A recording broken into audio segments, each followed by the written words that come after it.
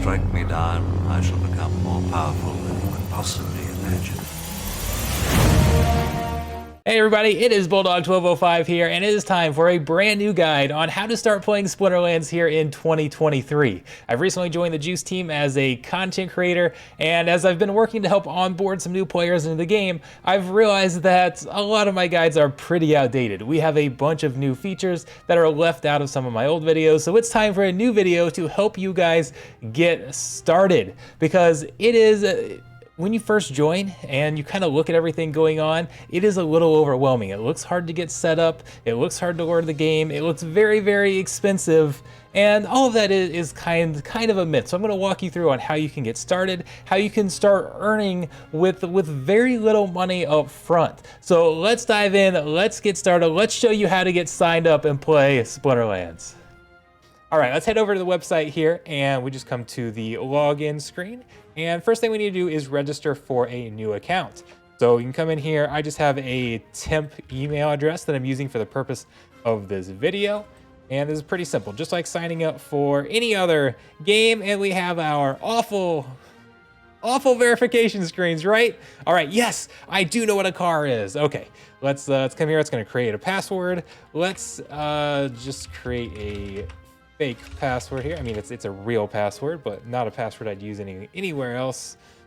No, do not remember it. Okay, welcome to Splinterlands. So we're gonna skip the tutorial. You can absolutely play through the tutorial to kind of learn some of the gameplay aspects. We're gonna skip that for right now. And what we're going to focus on is getting this spell book. This is what you will need to do to really join the game and be able to hold assets.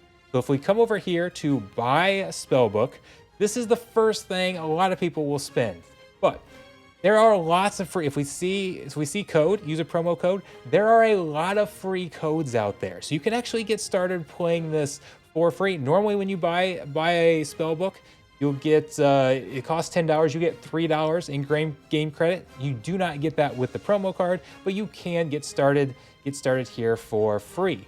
So what I'm going to do is use a promo card.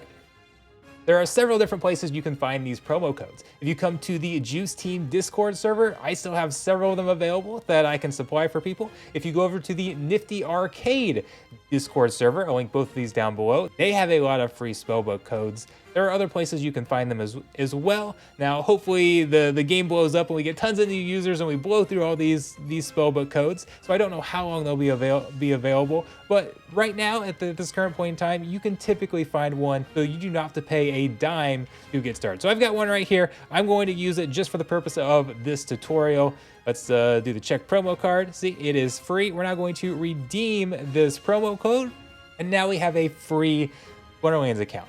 This Splinterlands account is also a Hive account. This is kind of part of what the $10 fee is actually covering. You do not get any cards when you acquire the spellbook. This just gives you a Hive account, a Splinterlands account, and it allows Splinterlands to delegate you resource credits to play the game. That's basically the Hive equivalent of gas fees, so it means you never have to play gas fees despite this being an on-chain game. If that's confusing to any of you, don't worry about that whatsoever. You do not need to understand Hive, you do not need to understand blockchain, gas fees, any of that to get started to play this game.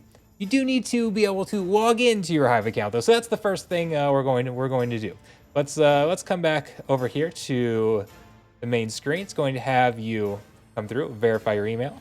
All right, now I've verified my email. Let's choose a username, Juice Team Rocks.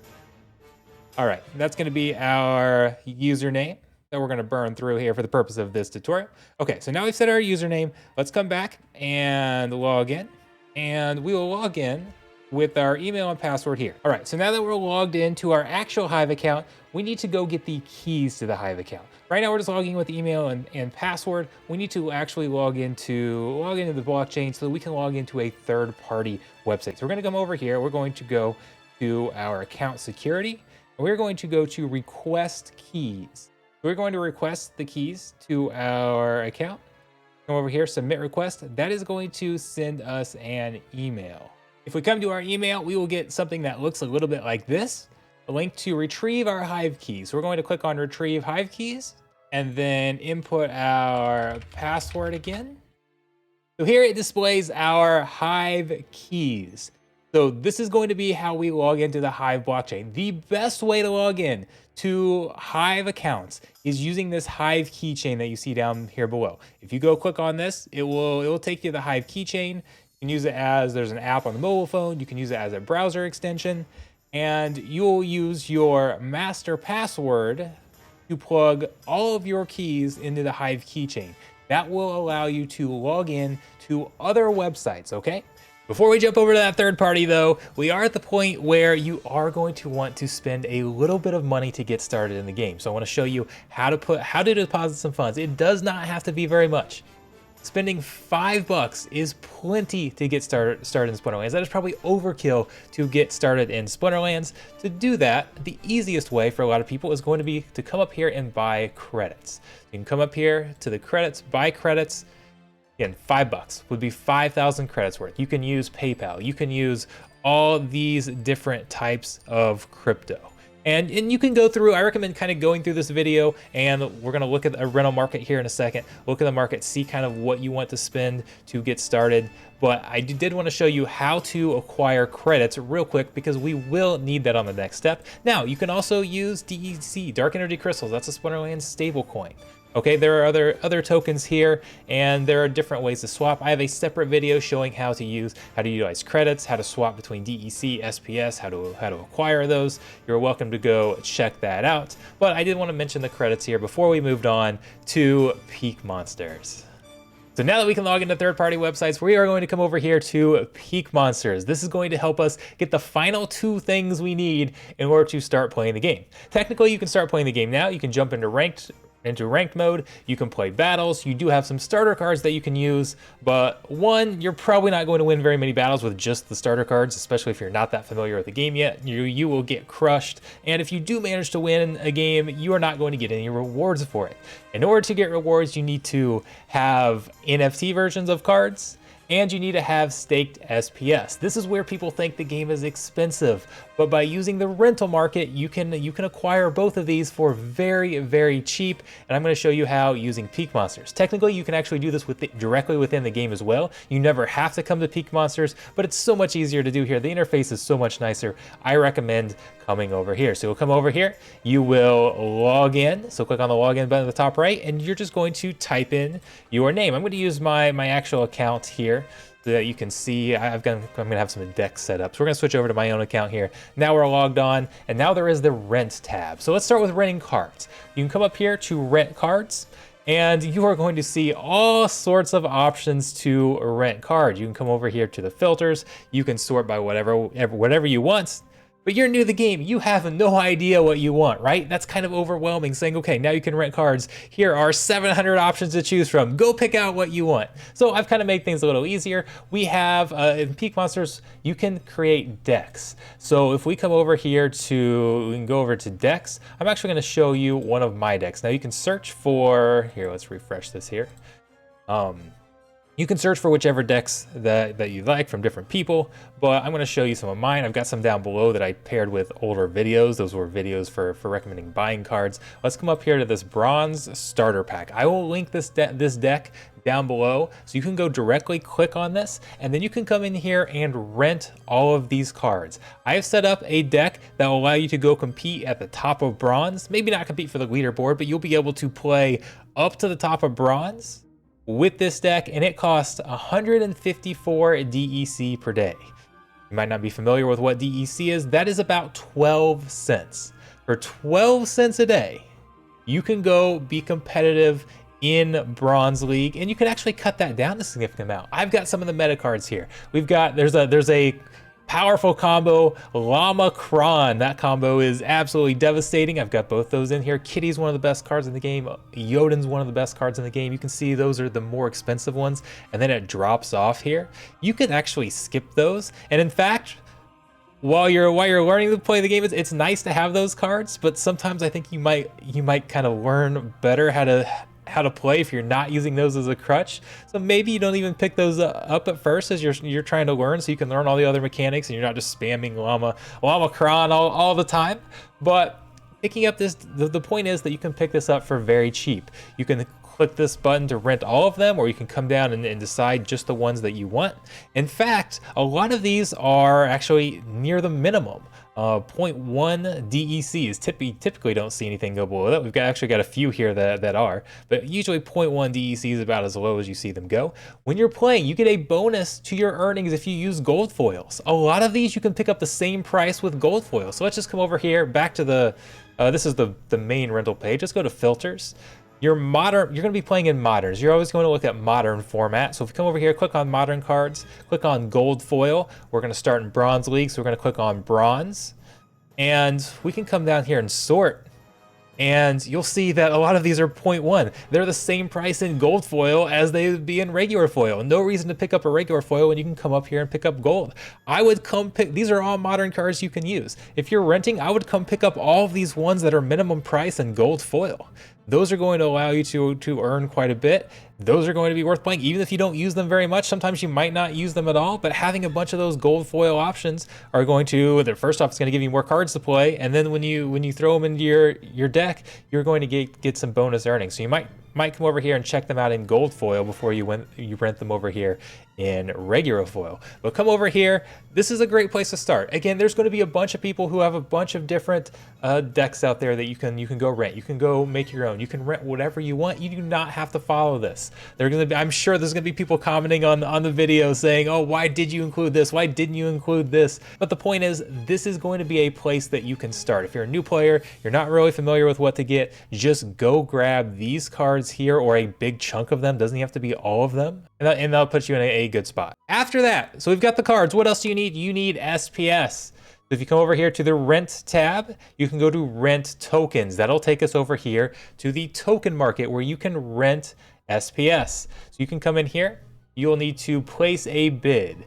You come over here, place a bid, and you can pick up whatever quantity of SPS you want. And you can see the current market. The current market is 0.004 DEC. Unfortunately, you can't just go pick up and pay whatever people are selling out there. You have to actually put in a bid for it and let those that have SPS fill that bid. But if you're at the top, those have been getting filled fairly quickly. You see, I put a bid in there for a decent amount, but how much do you need? How much SPS, staked SPS do you need? So I'm going to use another site here, and I'll link this one down below. This is called splintercards.com. Actually, let's go to the very beginning of the website, splintercards.com. And I come up here to Tools and Ranked Rewards Calculator. So we can put any amount in here. It's going to show, and it'll show us what our rewards are at the rating that we're playing at, okay? So you do not need to get very much staked SPS. You can probably get, if you get 250 staked SPS, this is fractions of a penny to acquire this amount of staked SPS, okay? This will show your rewards for your rating. So as a new player, you're gonna start off playing in bronze. So we're gonna kind of look at this range right here. This goes down to bronze, to 900, to the top of bronze. 10 is what's considered kind of the standard rewards. If you have a multiplier of 10, that's what the rewards were before they added the staked SPS. That's kind of what the game is designed around. So a mere 250 SPS, which again is fractions of a penny, gets you to that 10 level up to 600 rating. And you can play around with whatever it is. Let's say you want to go get 1,000. That's still not very much staked SPS. That'll get you up to the top of bronze 1. When you start playing the game here, you're going to be down here in the lower ratings, especially as you learn your cards, as you learn the game mechanics, all of that. You're going to be down here in these lower ratings, and then you can see getting 1,000 isn't much different than, okay, we're at 250. Yeah, you're still getting about the same 13 times rewards. The rewards down here are not necessarily going to be very good, but once you get up here in the 600, 700, 800 range, you're going to be able to start earning your rentals back, plus much more, okay? And it doesn't take great players to come up here. Yes, you have to start getting familiar with the game mechanics. You're not going to jump up there instantly as you don't know how to play the game, but even an average new player who at least is finally familiar with the cards, familiar with the game mechanics, with the deck that I put out there, they're going to be able to jump up here to bronze, to top of bronze 2, bronze 1. It won't take you very long to get up there if you play the game and get familiar with it. So here's some examples. I started a new account the other day, picked up a new account because I was just curious, can you earn those rentals back? Because that's what a lot of people joining, they're going to, if they're renting, they're going to want to be able to earn back more than what they spent on rentals. So I picked out a new account, and in 3 days, so I spent 400 DEC. So if we go back here to this one was 150 DEC. So over 3 days, that'd be 450 DEC. I didn't have Yodin, I didn't have Kitty, I didn't pick up some of the top cards. I did have Lamacron, I did have Mylor. So I left a few of the top cards out. But I spent 400 DEC over 3 days, and I earned 45 SPS, or 95 cents. I earned 3 times my rentals in 3 days. Now I'm a very good player. I've been playing for 2 years. Here's another player here that again is experienced player in bronze. Says he spent $1.25 in rent and earned $10. He went and spent a lot more battles than I did, because you can use DEC to refresh your battles, and it's very, very cheap in bronze. So he did 463 battles. I'm not sure exactly how many days it is, but he played a lot more than I did. Got 10. He 10x'd his rental return. Almost 10x his rental return playing in bronze. Just spending $1.25 in rent. Again, that's a very good player. I don't expect new players to come in and be able to do that in their first day, first week, maybe not even their first month. But the point is that you can get your rental return back. And on top of this, they're still earning soulbound cards. There's still plenty of chests to open that's going to contain more DEC, could potentially contain some packs that have NFT cards. There are other earnings in here on top of just the SPS, but a lot of times that's what people are looking at is just the SPS. So you can come in as a new player. This is the big thing that I've been trying to say, is that it is a myth that Splinterlands has to be expensive to play. You can come in, you can rent cards, and you can earn what you spent in rent back, plus some soulbound cards, plus other things. You do not have to be a whale. People look at me and I've got a $50,000 an account that's got $50,000 worth of cards playing at the top of the game, and they think, oh, I can't afford that. I can't spend that much. You don't have to, and you can do that. I'm showing examples of bronze. If you want to play in silver, if you want to play in gold, if you want to play in diamond, as you climb up the leagues, the rent is going to get more expensive. The returns will also increase as well. You have to find where you're comfortable playing. But if you just want to get started in the game, come here, jump in at bronze.